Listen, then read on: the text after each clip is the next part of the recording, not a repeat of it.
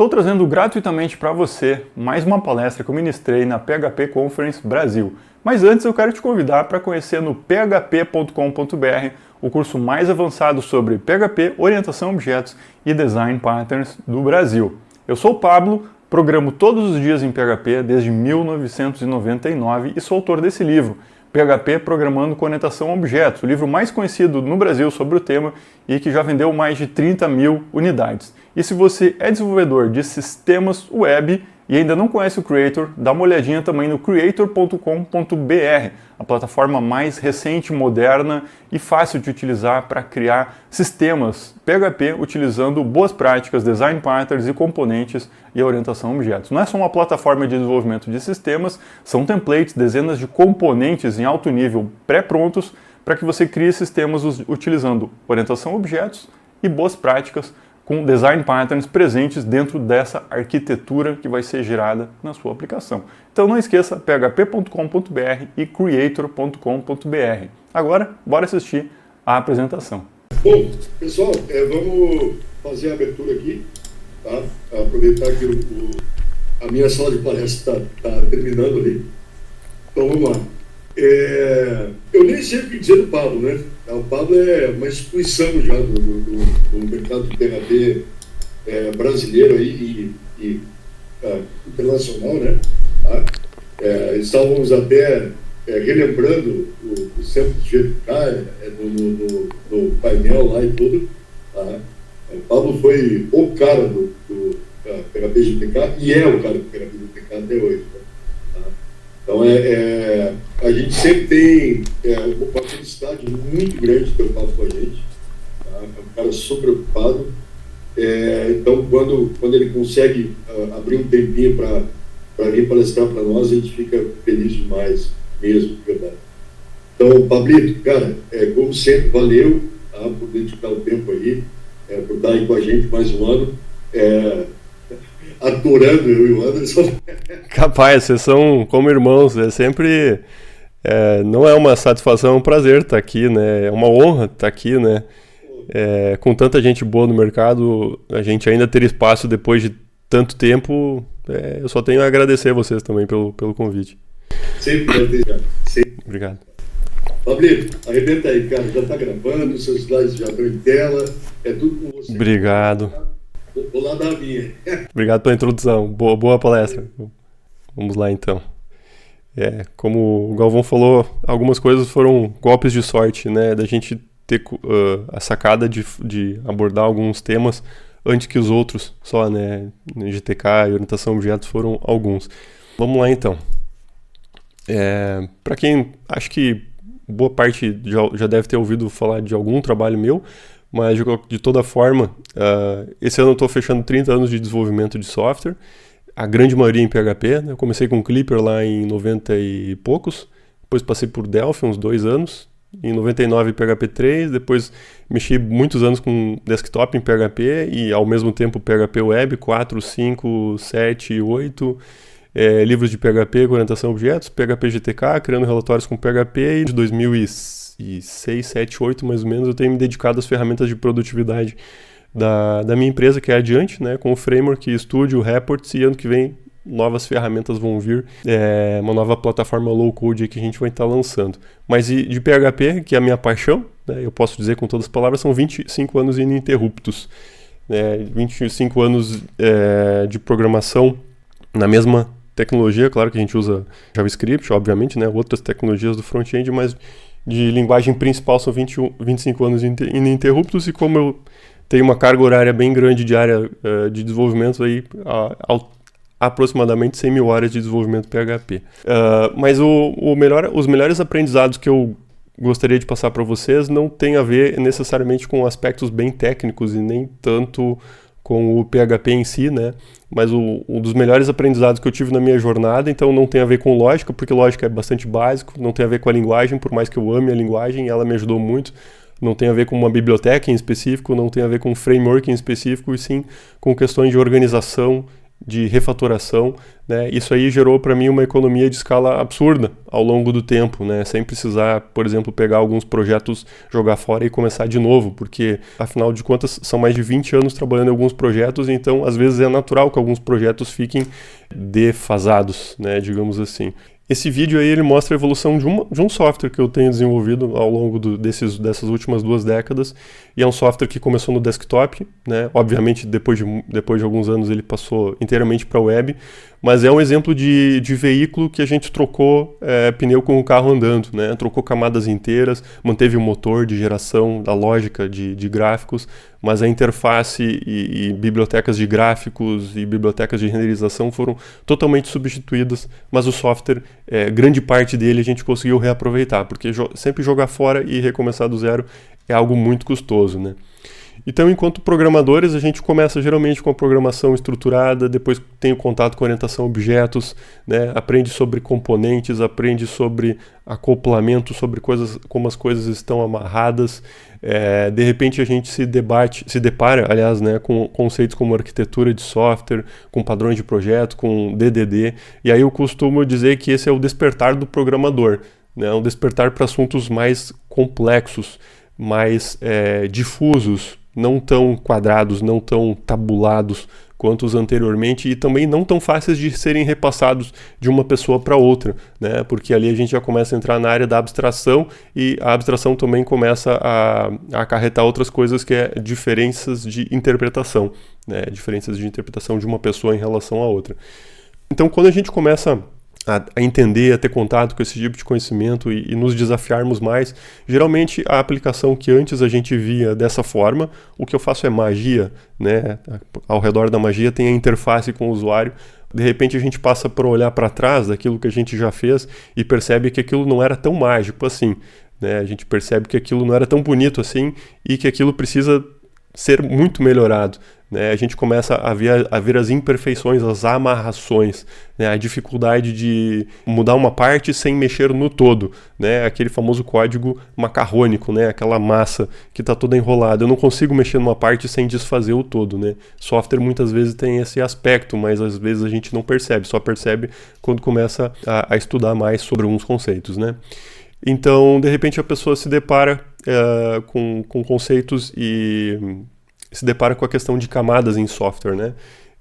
E aí a gente tem vários modelos de camadas, né? Um modelo mais antigo que a gente estudava na época da universidade, né? Modelo de camadas empilhadas. Mais recentemente, na linha da arquitetura de software, um modelo mais de camadas de dentro para fora, né? Um modelo como se fosse um modelo de cebola, né? E de repente a pessoa que achava que antes sabia de tudo, né? Agora ela tem certeza que tem muita coisa para aprender ainda, né? Então isso acontece com muitas pessoas, né? Até chegarem nesse nível de conhecimento já fazem software, já ganham dinheiro, já conseguem construir aplicações interessantes, e de repente de uma hora para outra vem aquela síndrome do impostor, né? E a sensação de que eu não sei nada, eu tenho muito a aprender. Isso é bem normal, bem comum na nossa profissão.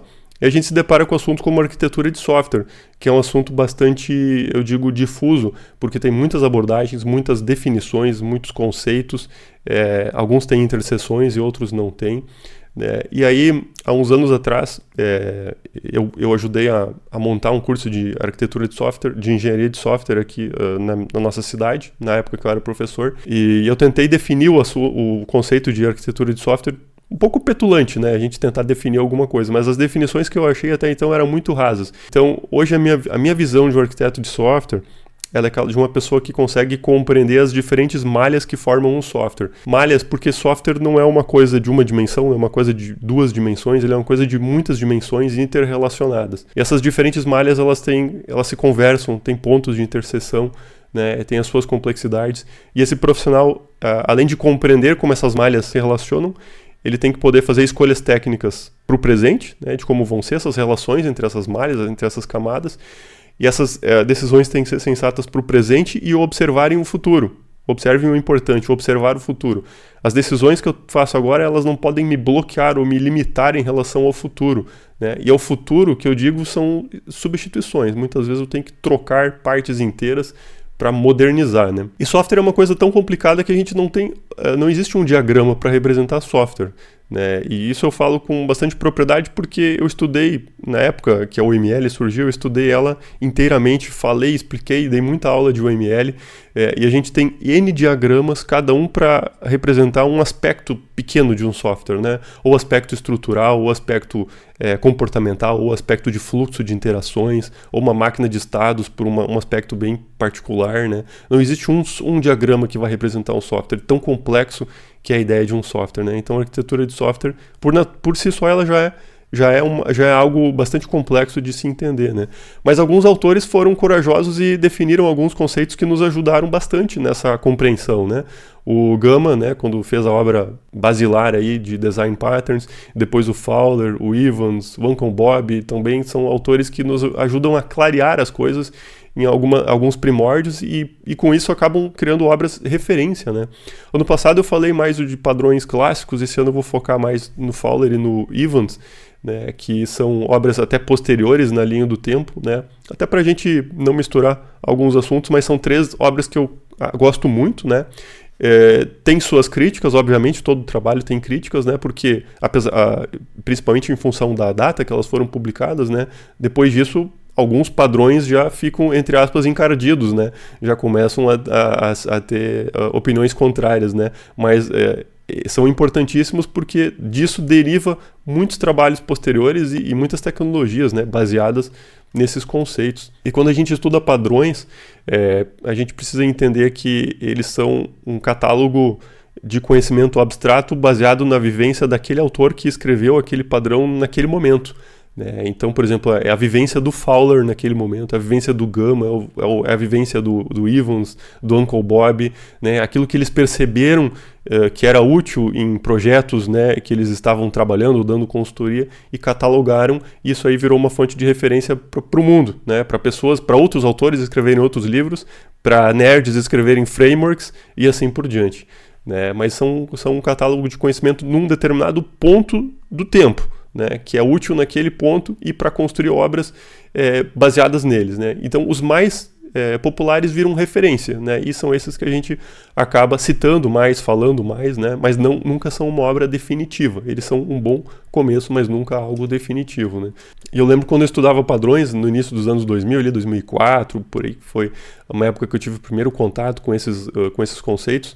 Eu lembro que eles, um grande benefício que eles nos causam é nos tornar profissionais mais completos, principalmente em termos de vocabulário. Antes de conhecer e trabalhar com esses conceitos, a gente fala de objetos, fala de método, né? Um método estático, uma herança, uma composição. De repente você está falando, isso é um facade, isso é um strategy, isso é um active record, isso é um template view, isso é um repository, né? Então ele torna o teu vocabulário mais sofisticado, ele sobe a tua régua, né? Permite que você se comunique de uma forma mais rebuscada com outros profissionais. Isso é uma vantagem, mas não é a principal. A principal é a gente começar a ter compreensão daquilo que não entendia, começar a colocar ponto de interrogação onde não colocava, né? Esse é um dos principais. Para quem está hoje aqui, né, nesse grupo, eu não sei a média de nível de conhecimento da maioria, mas eu falo geralmente imaginando que estão me ouvindo pessoas que estão num contato inicial, né, e outros que já têm contato. Quem está num contato inicial com padrões de projeto ou ainda não estudou, é fundamental a gente dizer o seguinte: é impossível você aprender isso sem dominar a orientação a objetos inteiramente, porque padrões de projetos são baseados em conceitos da orientação a objetos. Fala sobre polimorfismo, sobre interface, sobre acoplamento, sobre herança, então não tem como queimar etapas, né? Se eu tentar estudar padrões de projeto sem dominar a orientação a objetos, eu vou sofrer muito, vai ter muitas lacunas nesse aprendizado e não vai ser satisfatório, né? Então tem uma ordem a ser seguida. Segunda, outro ponto que é importante a gente não fazer confusões, né? Para algumas pessoas, assim, eu estou usando o framework X, então naturalmente eu não preciso aprender sobre padrões, porque o framework X ele já me impõe uma série de padrões, então eu escrevo meus programas dentro daquela caixinha, então eu já estou usando os melhores padrões do mercado. Padrões não são frameworks não são padrões, é muito importante, né? Saber disso. Padrões, eles são abstrações, eles não são coisas concretas, né? Você não pode baixar um padrão e sair usando, você pode baixar um framework e sair usando, né? Como um padrão é um conceito, ele é feito para ser entendido, não é feito para ser aplicado logo num primeiro momento, né? Primeiro você tem que compreender. A aplicação dele, um padrão pode ter milhões de aplicações diferentes, né? Diferentes até mesmo daquela apresentada no livro, como a aplicação clássica de exemplo, né? Ele pode ter N aplicações diversas além daquela ali. Mesmo que um framework use determinados padrões, é só um exemplo de utilização, né? Os padrões podem ter N outros exemplos, né? Então, frameworks usam padrões, mas eles não são padrões, né? Eles apenas se apropriam e tornam concretos alguns padrões. Mas o fato de conhecermos e usarmos bem frameworks não nos dispensa de aprender padrões. O poder está em conhecer os padrões e não de usar os frameworks. Isso é o que dizem pelo menos os autores mais consagrados na nossa área. De onde surgiu a ideia de padrões? Ela surgiu na arquitetura, com um cara chamado Christopher. Nos anos 70 ele começou a aplicar isso aí para a arquitetura. Nos anos 80, o Kent Beck e o Ward, que é os caras do JUnit, XP e Wiki, começaram a aplicar isso para programação. Nos anos 90 surgiu o primeiro livro. Nos anos 2000 surgiu o livro do Fowler, que é mais focado em aplicações de negócio, em padrões de produtividade, né? Mas basicamente a definição de padrões ela continua sendo válida para todos os contextos. Eles capturam um problema que acontece com frequência num determinado contexto, né? Ou seja, o contexto da arquitetura, ou seja, o contexto da programação, e explica uma essência de solução desse problema. Essa essência de solução ela pode derivar N implementações, N, como eu posso dizer, soluções concretas para resolver aquele problema, né? Então, não existe uma única solução concreta, podem existir N soluções concretas. O que os padrões não são? Eles não são inventados. É uma coisa importante a se dizer. Na maioria das vezes, o Gama, o Fowler, os caras, eles não inventaram os padrões, eles apenas descobriram, alguém já está usando um formato específico, eu percebo aquele formato, eu catalogo ele, eu dou um nome, eu diagramo, eu dou um título para ele, né, e eu escrevo um livro explicando como é aquele padrão. Então ele é descoberto, ele estava, entre aspas, escondido, de repente alguém percebeu e documentou aquilo ali, né. Uma coisa importante a se dizer, não existe essa questão, sempre use esse padrão. Se vocês ouvirem isso, desconfiem, né? Existem padrões mais adequados para algumas situações e outros mais adequados para outros, mas não existe aquele padrão que por exemplo, sempre bom em todas as situações. Ele não é uma solução pronta, ele não é uma bala de prata, né? É importante entender os padrões básicos e depois que você começa a entender os básicos, você consegue combinar eles e formar soluções ainda mais complexas e sofisticadas. Para que isso, gente? Aí eu volto para aquele videozinho do YouTube que eu mandei para vocês no início. Para gerar economia ao longo do tempo, para a gente conseguir ter mais poder de refatoração, para conseguir criar softwares que a gente não precisa, em determinado momento, jogar fora e fazer tudo de novo. Certo? Então, são questões de organização e separação de preocupações, né? Separação de aspectos. E aqui ao longo da apresentação eu vou falar de vários exemplos de código-fonte também, tanto do Fowler quanto do Evans, exemplos que são extremamente enxutos e só didáticos, tá? Não são exemplos que a gente usa na vida real, porque aqui tiveram que ser extremamente enxugados só para transmitir algumas ideias, né? E quando a gente fala de padrões, o padrão mais famoso e mais popular de todos é o MVC, que surgiu lá nos anos 70, que surgiu num contexto de desktop, de mouse, né? Não foi nenhum contexto web, e depois ele foi adaptado para a web, né? Mas continua sendo um padrão que, apesar de terem surgido evoluções a partir dele, variações, né?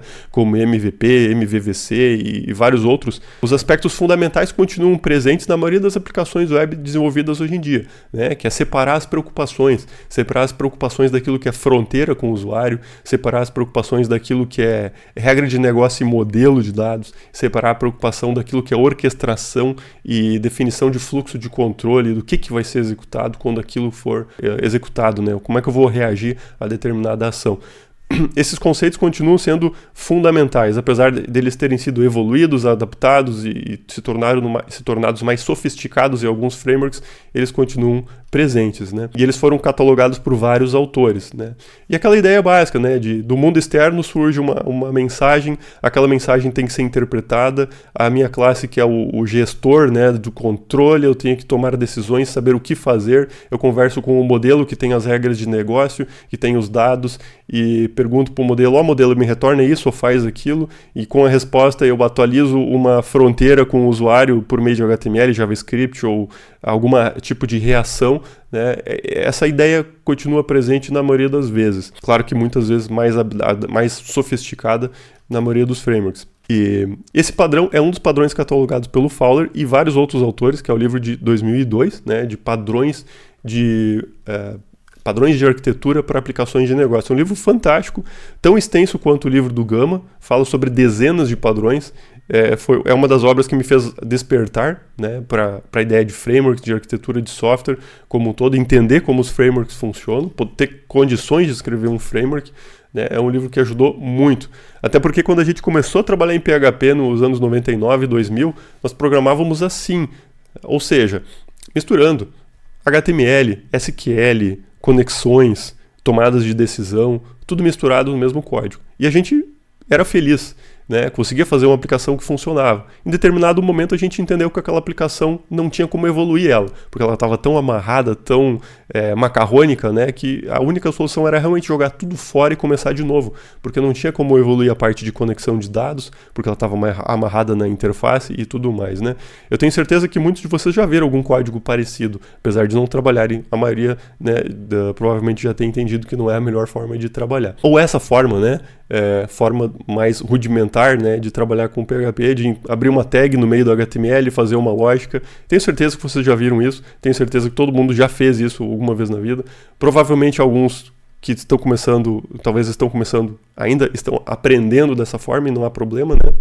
O problema é quando a gente não opta por não evoluir. Mas o Fowler, então, ele nos apresenta uma série de padrões que os frameworks modernos implementam que nos ajudam a separar essa bagunça, né? Separar cada um dos aspectos, né? E um deles ele apresenta vários padrões de camada de banco de dados, né? Data Mapper, Table Data Gateway, Raw Data Gateway, Active Record. E o Active Record é o grande queridinho dos frameworks modernos, né? Porque ele é um objeto que imita um registro do banco de dados. Ou seja, no momento que você definiu uma classe que ela herda, né, um comportamento de uma superclasse, que é uma layer supertype, que é um outro padrão de projeto, ela herda comportamentos mágicos que permitem a ela inserir, carregar, excluir um registro do banco de dados, de forma que eu defino um objeto com seus atributos, mando gravar e magicamente roda um insert no banco de dados com prepared statements, com segurança e tudo mais. Eu não preciso me preocupar com isso, então eu não preciso concatenar SQL, eu não preciso montar o SQL, eu não preciso dizer que eu quero usar prepared statements, porque o framework já cuida disso para mim. Isso é muito bom. Isso é um padrão de projeto, isso não é invenção de um framework específico, né? Isso está num catálogo, vários frameworks implementam. ORMs antigos, eu lembro, não exatamente, não tenho certeza do que eu estou falando, mas do antigo Hibernate, que era usado no Java lá nos anos 90, alguns padrões já eram implementados desde aquela época e por aí vai. Preciso buscar um registro do banco e alterar ele, não preciso dar um select e rodar um update. Eu dou um find, altero e dou um store e o framework já grava da melhor forma possível, usando novamente prepare da forma mais segura, né? Então aí tô separando a bagunça. Isso é uma pequena separação frente a outras que eu vou apresentar em seguida, né? Que tem mais a ver com a forma do Evans trabalhar, né? Mas é uma pequena separação que já ajuda muito, né? Porque pelo menos a gente foge daquele erro de tentar sair concatenando coisas, né? Tentar fazer as coisas na mão e é mais suscetível a erros, né? E outras combinações de padrões, como por exemplo Active Record com Repository, usando interfaces fluentes, né? Que é o queridinho do Eloquent. A gente tem aqui no framework da Adiante também, né? Que é usando padrões clássicos, né? Pegar um registro, filtrar e carregar, filtrar e contar, filtrar e ordenar, filtrar e excluir, filtrar e fazer um slice, né? Rodar um limit e um offset, carregar e pegar registros relacionados, né? Uma linha que substitui a necessidade, às vezes, de várias outras linhas de SQL concatenado, de prepare, de iterar, né? Isso é um primeiro nível de separação de responsabilidades muito bom. A gente delega, né, para uma camada de baixo a responsabilidade de conversar com o banco, esconde a sujeira embaixo de um tapete, mas é um esconder sujeira bem organizado, porque dentro desse tapete ele está cuidando de todo o tráfego de dados da melhor forma possível, né? Padrão de projeto também. Page Controller, também padrão de projeto catalogado pelo Fowler. É aquela ideia básica, né, de bate uma requisição na URL, seja uma URL completa ou uma URL encurtada, e com base naquela rota eu preciso encaminhar minha execução para dentro de um método de uma classe que vai estender uma classe de controller, por exemplo, né? Também um padrão de projeto clássico definido pelo Fowler e que vários frameworks implementam. Template View, né, famoso por separar por base de templates, como por exemplo Blade, Twig e outros, o HTML do PHP, né? Então a gente usa ali, por exemplo, um template renderer com base num modelo de apresentação, injeção de variáveis, né? Em vez de misturar o HTML com o PHP, eu injeto essas variáveis a partir do meu código e com isso eu tenho essa separação e não aquele código que a gente tinha antes, né? Todo misturado, todo feio, difícil de dar manutenção. Outros padrões de Fowler, Front Controller, Repository, Data Mapper, o Table Data Gateway e Whole Data Gateway que eu expliquei, são importantes para a gente entender como os frameworks modernos são concebidos e quais são as limitações que advêm disso. Porque todo padrão ele tem junto com ele uma limitação, né? Ele não é uma solução perfeita, né? Então, a maioria dos padrões tem essas características, né? Eles resolvem problemas de uma forma boa, mas eles têm limitações. Então, quando a gente é só usuário de um framework, muitas vezes a gente não sabe dessas limitações, porque a gente segue uma receitinha pronta, né? Encaixa nossos programinhas dentro de uma arquitetura, tenta encaixar dentro de uma arquitetura pré-pronta, né? Mas o fato de conhecer os padrões nos dá um poder maior de pensar fora da caixa e entender, antes de fazer mesmo, que se eu fizer desse jeito, eu não vou conseguir no futuro chegar tão longe, né, porque eu vou ficar limitado em tal aspecto. Por isso que é importante a gente estudar os padrões para ter noção, ter ciência dessas limitações, né? De outra forma, nós ficamos mais refém daquilo que nos apresentam, né? Como solução, como ferramenta, como framework. Então nós somos usuários apenas, né? E não desenvolvedores, não pensadores. Em 2003, então, uma outra obra que eu considero muito importante, que é do Eric Evans, Domain Driven Design. Até eu esqueci de colocar no slide agora, mas tem uma obra posterior que eu considero ainda mais interessante que a dele, que é o Implementando DDD, Implementing Domain Driven Design, que é um livro de capa laranja. O autor agora eu não vou lembrar, Vogue Vernon é o nome do autor. Vogue Vernon, um livro muito bom também. Então, em 2003, surge essa obra. Até o prefácio dela é do Martin Fowler, né? É muito comum os autores, né, ter o prefácio, um escrever o prefácio de outro, que é uma obra bem interessante também, né? Mas o livro laranja do Vogue Vernon é ainda mais prático de entender, porque alguns conceitos eles são muito abstratos, até mesmo para quem é um programador de bastante tempo. Às vezes a gente tem dificuldade de fazer a transição, né, entre o abstrato para o concreto, porque quase sempre a gente precisa de um exemplo concreto para conseguir essa compreensão, né?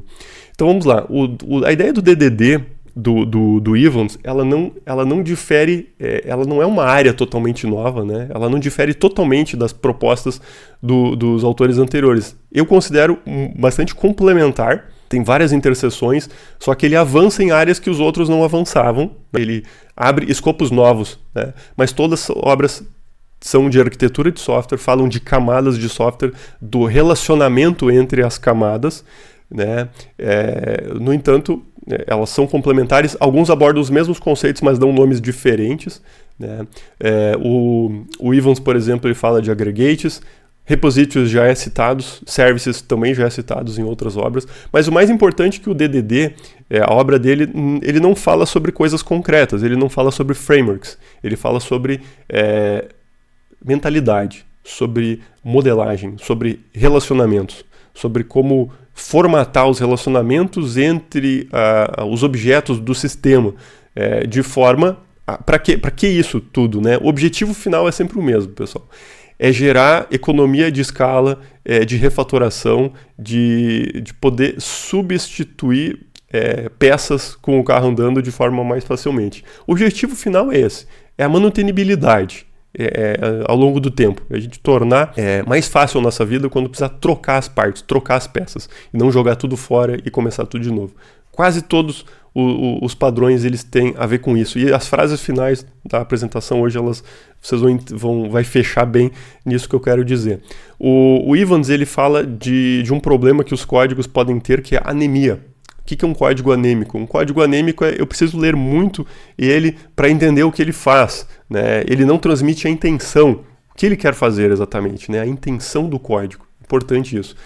Esse código aqui é tão enxuto que se a gente ler, a gente vai entender a intenção dele, né? Eu estou pegando uma venda, estou trocando a situação dela, estou definindo uma data final, estou percorrendo as contas, estou estornando e salvando a venda. Beleza, ele cancelou a venda.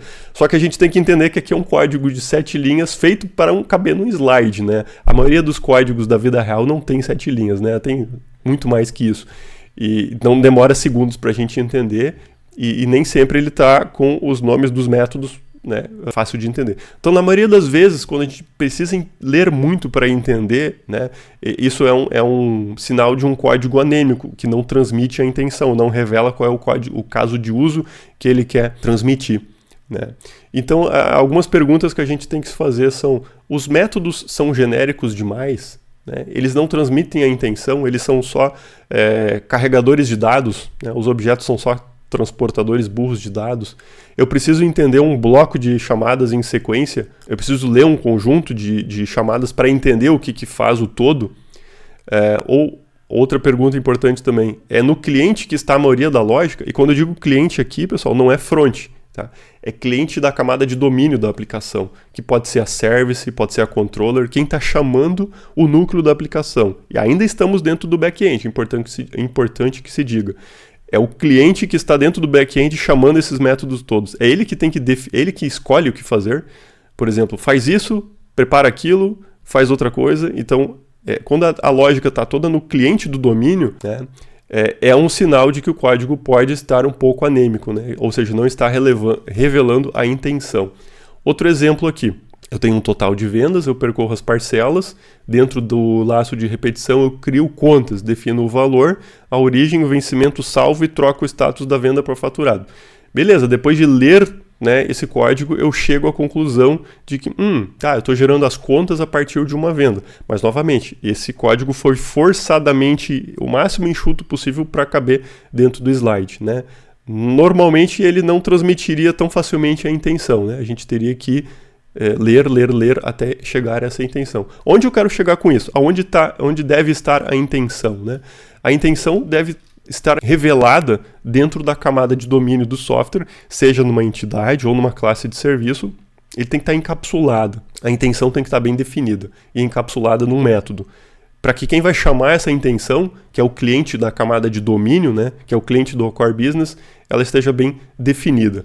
Aí outros conceitos tem a ver com isso também, depois a gente vai trabalhar com as camadas, vai ficar um pouco mais claro, né? Alguns conceitos que não deveriam ser muito discutidos porque são tão básicos, né? Mas é importante a gente definir o conceito de uma entity, né?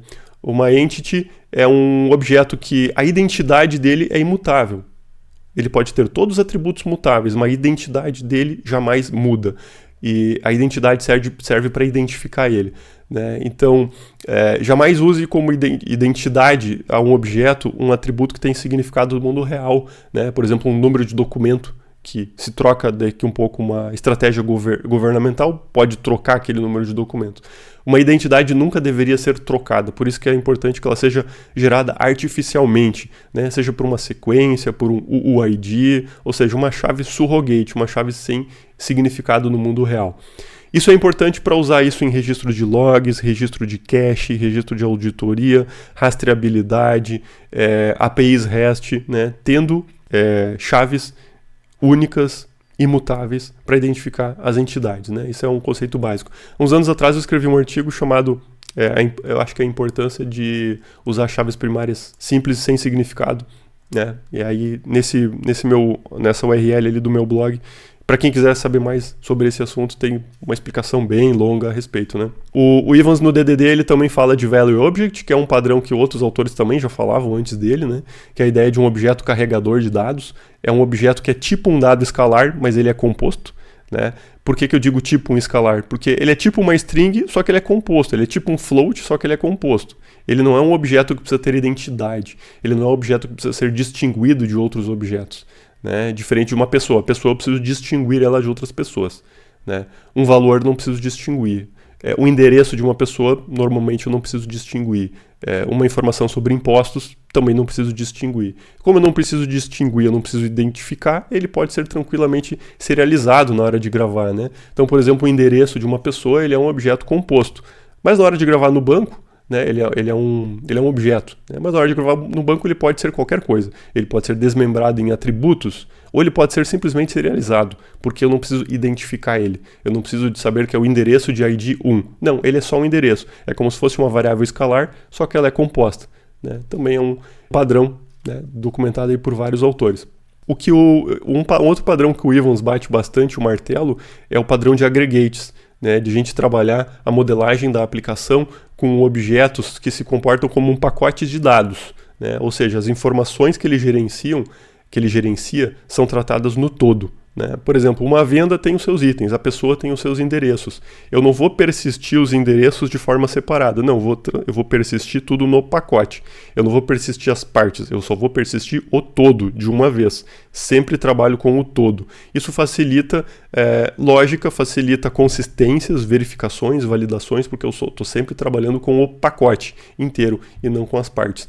Só que muitas pessoas, quando estudam esse padrão, querem às vezes aplicar isso para tudo na aplicação. Tem um limite. Se a gente usar muito aggregates, eu posso ter problemas de performance, né, na hora de fazer a persistência.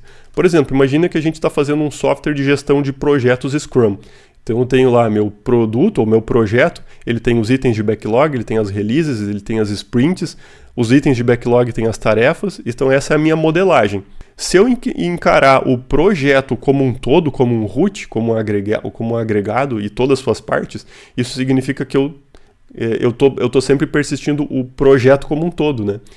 Isso é perigoso, né? Eu acabo tendo muitas instruções de persistência e acabo tendo a possibilidade de gerar locks, né? Por exemplo, aqui tem o João editando o backlog item A, carregou para a tela, e aqui o Pedro carregou o sprint A, carregou para a tela, daqui um pouco esse salvou o projeto, esse salvou, os dois carregaram ao mesmo tempo, mas o segundo que salvou, gravou o trabalho inteiro, o projeto inteiro por cima, né? Não é um comportamento desejado, obviamente. Tem como evitar? Tem. Posso usar versionamento de registro, né, que é o lock otimista.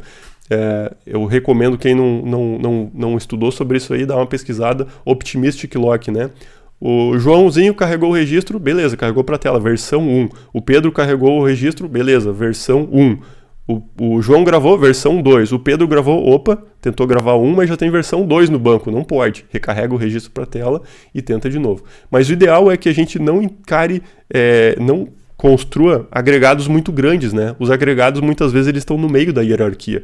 Eu enxergo como agregado um pacote de dados que a gente carrega para a tela e trabalha no todo, né? Por exemplo, eu estou editando meu item de backlog e as tarefas. Esse é o meu todo, não o projeto inteiro. Estou editando o sprint e os itens do sprint. Esse é o meu todo, não o projeto inteiro. Então, tomar cuidado na hora de escolher o que é meu agregado, né? Nem tudo é agregado. Esse é um erro que as pessoas faziam muito antigamente também na hora de definir as composições, né, de um projeto. A cidade é uma composição de pessoas, né? Então vou gravar a cidade, não, é demais, né? A gente tem que ter o bom senso nesse caso. Quando a gente estudava software, há uns 15 anos atrás, o mundo universitário ensinava que a arquitetura de software nem era um termo muito falado na época, né? Mas a gente estudava isso, que software era camadas. Ele tinha a camada de banco embaixo, a interface com o usuário na ponta de cima, e no meio tinha os DAOs e as regras de negócio. E era isso. Isso era ensinado como de fato, e a maioria dos projetos era simplesmente um copy-paste desse modelo de arquitetura. O que acontece? É um modelo com poucas camadas, acabava tendo camadas muito magras, com poucas atividades, e camadas muito exageradas, muito infladas, com muitas responsabilidades, né? Porque não era um modelo que dividia de uma forma equalizada as responsabilidades, né? A arquitetura de software ainda estava numa fase embrionária, né? Hoje em dia, com tantos autores, a gente tem modelos mais sofisticados e maneiras mais evoluídas de entender como quebrar as responsabilidades de um software em partes menores, né? Os modelos clean, modelos, eu gosto de falar, arquitetura baseada na cebola, né? As camadas de cebola, do núcleo que a gente quer proteger para as camadas de fora que a gente quer mostrar para o mundo, né? Que é disponibilizar para o mundo externo, né?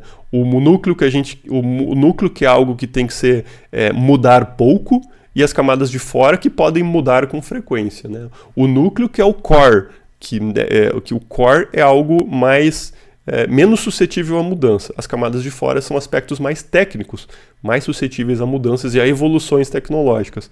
O núcleo, que a gente chama de modelo de domínio ou serviços de domínio, até esse laranjinho aqui é o domain, né? As duas camadas do meio é o domínio, onde eu tenho o modelo, o core e os serviços. E depois ali fora eu tenho a aplicação e os aspectos técnicos que eu estou expondo para o mundo, né?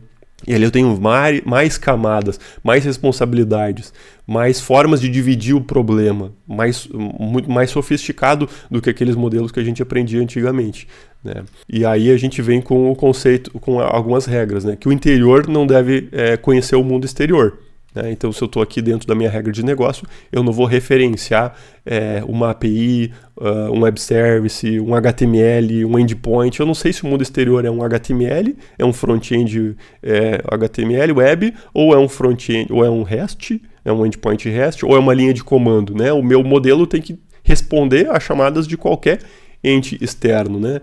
Então, o meu domínio, que é o núcleo, não deve conhecer as minhas camadas de fora, né? O exterior chama o interior. E quando o exterior chama o interior, ele passa aspectos técnicos como parâmetro, ou como inversão de controle, ou como containers, né? Mas o importante é a gente entender que o exterior é mais suscetível a mudanças. O interior deveria ser menos perecível. Essa é a palavra que eu estava tentando buscar. Perecível, né? Como aquele alimento que estraga rápido, né? As camadas externas são mais perecíveis que as camadas internas. E aí, talvez um dos conceitos que o Evans define melhor é o conceito de service, né?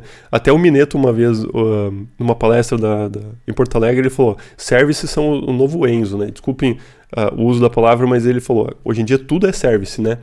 O conceito acabou sendo bastante utilizado, né, para nomear muitas coisas, né, rotular muitas coisas. O Evans ele separa os services, né, em tipos de serviços diferentes, como serviços de domínio, serviços de aplicação, serviços de infraestrutura. Então ele quebra um pouquinho o conceito em partes, né. Então o primeiro conceito que ele cria é os serviços de domínio, né. Serviços de domínio fazem parte do domínio, né. Então se eles fazem parte do domínio, do core business, ali não é um lugar para você colocar chamadas de transações, de sessões, de segurança, de infraestrutura. Você não vai chamar uma API de terceiros, né? Ainda você está dentro do business, do core business da sua aplicação, tá? Então, é um lugar onde mora a lógica de negócio, regras de negócio, certo? Ou seja, a gente não referencia ainda o mundo exterior. Exemplo, né? Um exemplo bem sucinto. Enquanto a minha model está aqui em cima, embaixo eu coloquei a minha domain service, né? Um serviço de domínio. Ambas classes fazem parte do domínio, ou seja, elas não referenciam o mundo exterior, não referenciam aspectos técnicos, é só a regra de negócio, é só a regra do núcleo do sistema. A diferença é que enquanto que a model ela faz uma lógica mais atômica e local, por exemplo, o meu pedido de venda eu preciso registrar o faturamento. Então eu preciso fazer uma lógica para validar se ele pode ser faturado, eu alterar o status dele, registrar uma data de movimentação, que são coisas específicas do pedido. Mas o faturamento do pedido ele envolve outras coisas, né? Daqui um pouco ele envolve aspectos de estoque, de financeiros, de comissão, outras regras de negócio envolvidas. Então, isso eu não preciso e não devo colocar na minha entidade, porque eu vou estar tornando ela muito inflada, muito inchada, né, com muito código. Então, eu posso criar serviço de domínio, uma domain service, que conversa com a minha entidade e com outras entidades, combinando lógicas em métodos. Então, eu estou encapsulando esses use cases, né, em métodos, que eu posso chamar de serviços, em outros padrões posso chamar de use cases. Mas enfim, é uma forma de encapsular uma determinada intenção. Talvez a palavra melhor seja isso, uma intenção. O que eu quero fazer? Né? Quero faturar um pedido. Então aqui eu estou conversando com outras domain services para atingir um objetivo e aqui eu estou chamando um método da minha model. Né? Então essas duas classes elas fazem parte da mesma camada, que é a camada de domínio, só que eu tenho modelo e serviços do modelo que ajudam, né? Como se fosse uma cinta fina ao redor do modelo, complementando esses serviços, né? E aí, ao redor, já fora do domínio, eu tenho, então, as application services, né, que são serviços da aplicação. Aí eu já saí da camada de domínio da aplicação, já estou na camada da aplicação, né, aí eu já posso trabalhar com conceitos como transações, como seguranças, como sessão, com infraestrutura. Né. O ideal é que essas dependências sejam sempre injetadas de fora para dentro, né, ou via inversão de controle, ou via containers, né, para não ficar dependente. Mas no Application Service já é o lugar, né, de observar esses aspectos. Por exemplo, eu tenho permissão de executar essa ação? Né? Qual é o meu usuário logado? Né? São perguntas que eu já posso fazer nessa camada. Então é um cinturão ao redor do domínio da aplicação que serve para disponibilizar funcionalidades tanto internamente da aplicação para controllers quanto para outras aplicações por meio de APIs REST, certo? Então é um cinturão forte ao redor do domínio que eu estou disponibilizando recursos para o mundo externo. Né? Claro que o exemplo aqui é bem abstrato, né? Mas só para a gente ter uma ideia de quais aspectos eu já posso lidar nessa camada, né, da Application Service. Eu vou receber uma requisição de faturar pedido, mas eu preciso saber informações sobre sessão. Então eu posso receber via injeção de dependência, eu posso pegar, no caso aqui, via um container, qual é a minha instância que lida com sessões, qual é a minha instância que lida com notificações, posso abrir uma transação com o banco, posso verificar se o usuário tem permissão de acessar aquele recurso, né? Porque sessão, permissão já são coisas permitidas nessa camada do Application Service. Aí eu redireciono a minha conversa para a camada de dentro, né, que é o domain. De que forma? Carrego aqui um objeto de domínio e peço para a service dele faturar. Aí esse método se desdobra em conversas entre outros domain services interiores ali para chegar no objetivo final.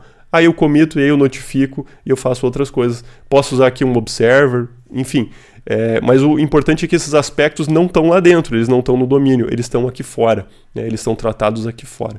Então se dá uma exceção, a exceção no domínio ela é tratada aqui fora, ela não é tratada dentro do domínio, né? A exceção, como eu vou exibir isso para o usuário? Vou exibir por meio de um diálogo no front-end, vou exibir por meio de uma exception no REST, na linha de comando, né? Isso é tratado na camada mais de fora, ok?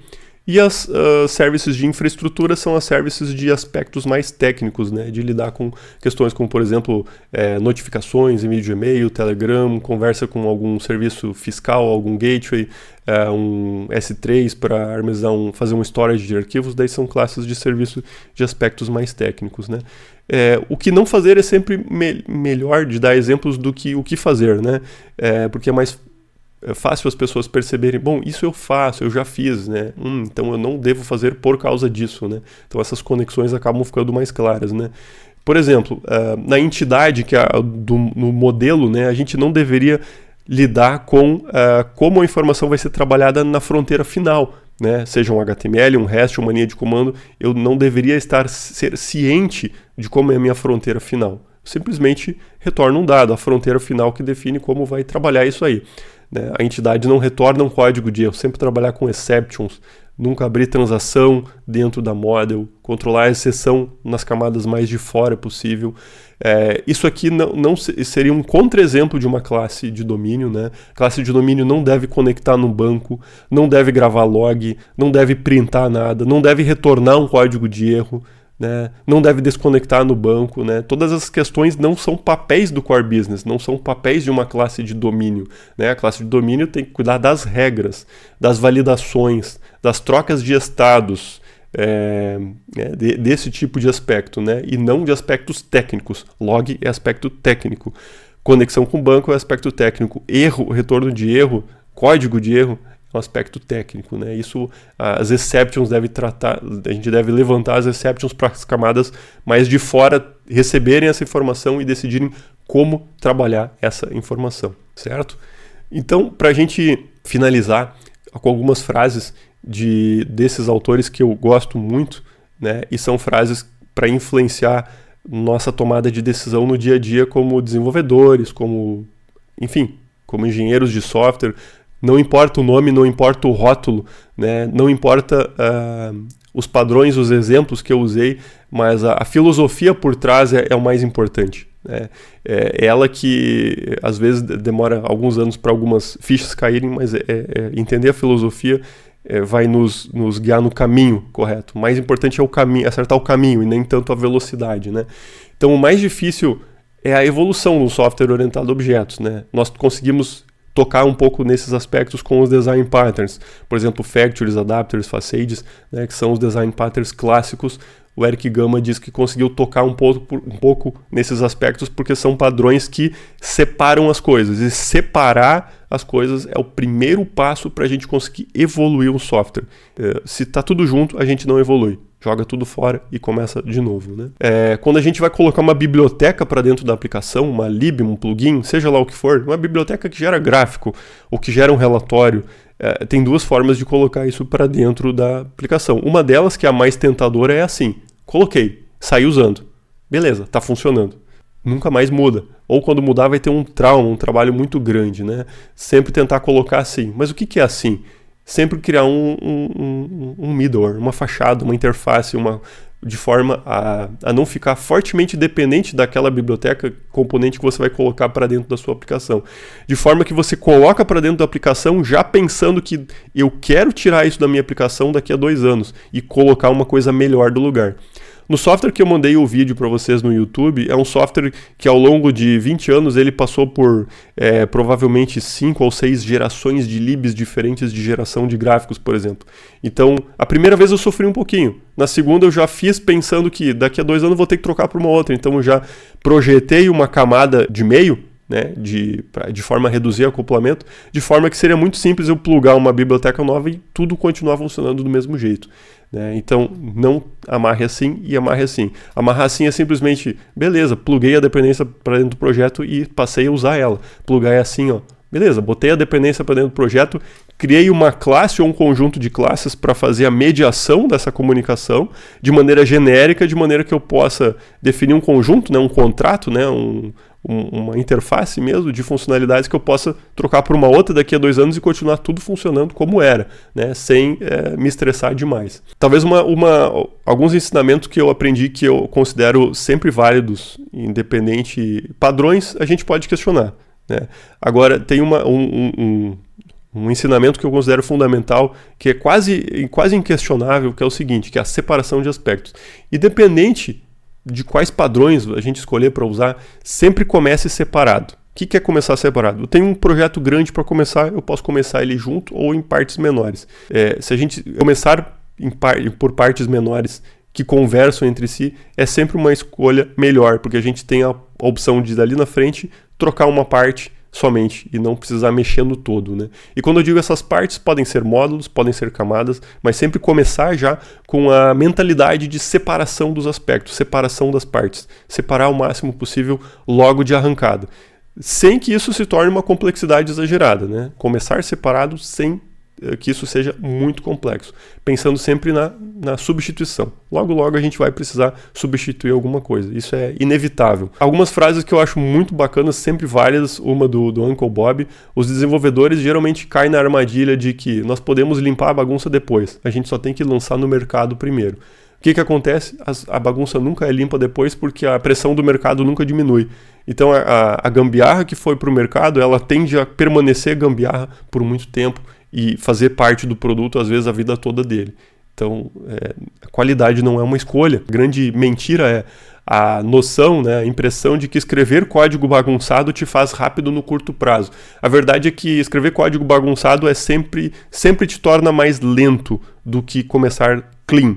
Não importa a escala de tempo que tu trabalha, né? Então, começar organizado, começar segmentado, começar separado, sempre vai fazer você mais rápido, independente da escala de tempo, né? A gambiarra, ela pode transmitir uma falsa impressão de velocidade no início, mas você tende a tropeçar nos teus próprios pés muito rapidamente. Você acha que é lá na frente, mas quando vê, é logo. E aí, às vezes, as pessoas tentam consertar a gambiarra com outra gambiarra, e aí a gente tem the big ball of mud, né? E quando você faz software do jeito certo, alguma magia acontece. Que magia é essa? Nós não precisamos de exércitos de programadores para manter isso aí funcionando. Você não precisa de documentos manuais extensos de requisitos e de suporte ao usuário, ou sistema de ticket funcionando e programação 24/7. Né? As coisas funcionam de uma maneira mais orgânica, mais saudável, né? E a frase talvez que resume tudo de uma forma muito boa é: quanto maior a pressa, menos velocidade. Então a gente tem que cuidar para não confundir, né, a pressa com a velocidade.